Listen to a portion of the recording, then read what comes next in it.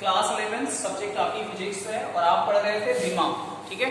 यानी विमा वे घातें होती हैं जो मूल मात्रकों पर चढ़ाई जाती हैं और आपने पढ़ा था कि विमा निकालने की कुछ विधियां थी। चलिए आज कल आपको बताया गया था वस्तु का वेग निकालना कैसे निकाला जाता है। चलिए आज पढ़ते हैं नंबर 4 पे। नंबर 4 पे त्वरण लिखेंगे। त्वरण बराबर आपने पढ़ रखा है, त्वरण बराबर होता है वेग परिवर्तन और बटे समय यानी समय अंतराल, ठीक है। वेग परिवर्तन बटे समय अंतराल। या आपने पढ़ा है वेग त्वरण को स्मॉल a से लिखते हैं, वेग परिवर्तन को v से लिखते हैं और समय को t से लिखते हैं। a बराबर b अपान t पढ़ रखा है आपने, है ना, फार्मूला आपने पढ़ रखा है। तब लिखेंगे त्वरण की विमा। त्वरण की विमा क्या है, चलिए निकालते हैं त्वरण क्या। वेग परिवर्तन यानी वेग का मात्रक क्या होता है, मीटर पर सेकेंड और समय का मात्रक सेकेंड होता है। तो इसको लिख सकते हैं मीटर बटे सेकेंड स्क्वायर। और मीटर को क्या से लिखते हैं, मीटर को एल से लिखते हैं, सेकेंड को टी से लिखते हैं। तो टी का स्क्वायर हो जाएगा यानी ये हुआ एल टी की पावर -2। ये जो है ये त्वरण की विमा है। किसकी विमा है, त्वरण की विमा। क्लियर हुई बात। उसके बाद तो समझ में आया कैसे निकाला जाता है। सबसे पहले आपको फार्मूला याद होना चाहिए, ठीक। बहुत सारे फार्मूले हैं, 9th से पढ़ते आ रहे हो। त्वरण के लिए क्या होता है, रेखीय त्वरण के लिए क्या होता है ना। तो त्वरण का आपको यानी किसी भी की अगर आपको विमा निकालनी है तो सबसे पहले उसका फार्मूला याद होना चाहिए और उसके आधार पे आप निकाल सकते हो, ठीक है। चलिए कुछ और बात करते हैं। नंबर 4 हो चुका है, नंबर 5।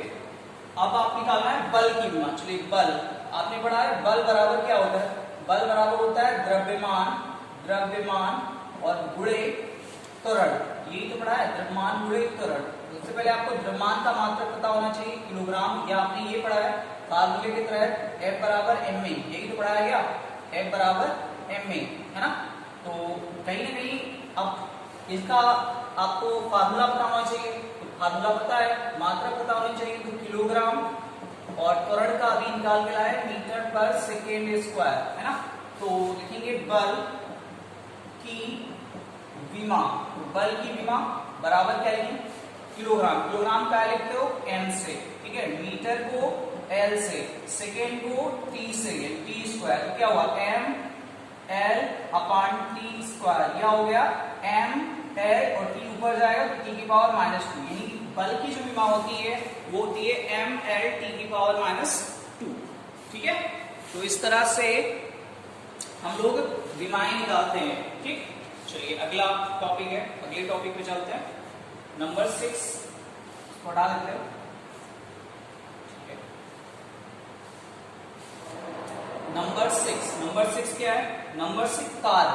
आपने पढ़ा है कार्य। कार्य बराबर क्या होता है, कार्य बराबर आपने पढ़ा है बल और गुणे विस्थापन होता है।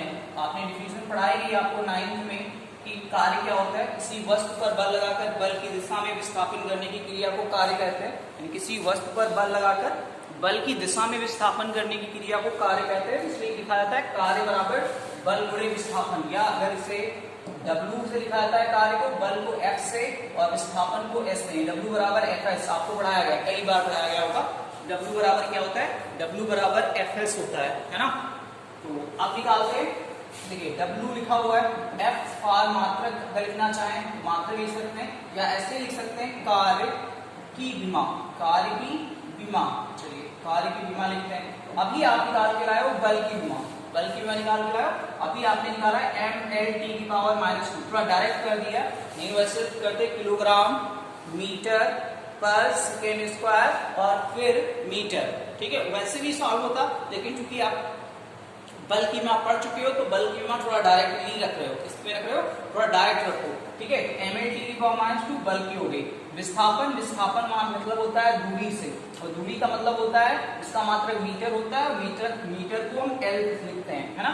तो क्या हुआ m l स्क्वायर t की पावर -2, ये हो गई कार्य की विमा। यानी m l स्क्वायर t की पावर -2 ये हो गई कार्य की विमा। समझ में आ रहा है। चलिए अगला टॉपिक की बात करते हैं। उसके बाद आता है आवेग। आवेग क्या होता है, देखिए आपने पढ़ा है आवेग बराबर कौन सा कंडीशन है, 7। आवेग क्या होता है, आवेग बराबर आपने पढ़ा है बल गुणे समय, यही तो पढ़ाया गया। आई बराबर एफ टी, यही तो पढ़ाया आपने। आवेग बराबर किसी वस्तु पर बल लगा, किसी वस्तु द्वारा लगाया गया बल तथा समय के गुणनफल को आवेग कहते हैं। किसी वस्तु पर लगने वाला बल तथा समय के गुणनफल को आवेग कहते हैं। तो आवेग बराबर पढ़ा है आपने बल गुणे समय होता है, या आई बराबर एफ टी पढ़ा है। तो आवेग की विमा क्या होगी? आवेग की विमा, चलिए आवेग की विमा क्या होगी पढ़ाते हैं आपको। तो आवेग की विमा, बल की विमा अभी आपने निकाला है एम एल टी की पावर -2, और समय की विमा टी होती है ना। तो क्या हुआ? एम एल टी की पावर -1, ये हो गई आवेग की विमा। ठीक है, नंबर 8, चलिए नंबर 1 पे पढ़ाते हैं आपको। नंबर 1 संवेग, चलिए संवेग क्या होता है? संवेग पढ़ा है, संवेग पढ़ा है आपने। संवेग बराबर होता है वेग गुणे द्रव्यमान, यही तो पढ़ाया गया। संवेग बराबर वेग गुणे द्रव्यमान, या संवेग बराबर होता है, या आवेग बराबर वेग पर संवेग परिवर्तन की दर होती है ना। तो संवेग को हम p से लिखते हैं, वेग को v से लिखते हैं, और द्रव्यमान को m से लिखते हैं, या p बराबर एक्चुअली में लिखा जाता है mv, है ना। तो कह सकते हैं संवेग की विमा, जो दिख नहीं रहा होगा उसको उठा देते हैं पहले, है ना। तो संवेग की विमा, संवेग की विमा क्या होगी? आपने पढ़ा है mv, यानी द्रव्यमान की विमा क्या होती है? m, वेग की विमा l अपान t की पावर -1, यही तो पढ़ा है वेग की विमा। तो ये क्या हो जाएगा? m l अपान t की पावर -1, क्या हो जाएगा? m l t की पावर -1। ये भी संवेग जो होता है वो आवेग के बराबर होता है, और दोनों की विमाएं भी देखिए मैच कर रही हैं, सेम आ रही हैं। इसका मतलब हुआ कि संवेग जो होता है वो आवेग के बराबर होता है। क्लियर हुई बात? ठीक है, इसी प्रकार हम बहुत सारी विमाएं जो हैं वो आराम से निकाल सकते हैं, चाहे आप जिसकी बात करें। जैसे मान लीजिए दाब की विमा निकालनी है, आपने पढ़ा है P बराबर होता है F अपान A, दाब बराबर बल बटे क्षेत्रफल। तो दाब की विमा क्या होगी? बल की विमा आपने निकाला है m l t की पावर -2, क्षेत्रफल की विमा A, क्षेत्रफल की विमा क्षेत्रफल बार मीटर स्क्वायर होता है, यानी l स्क्वायर।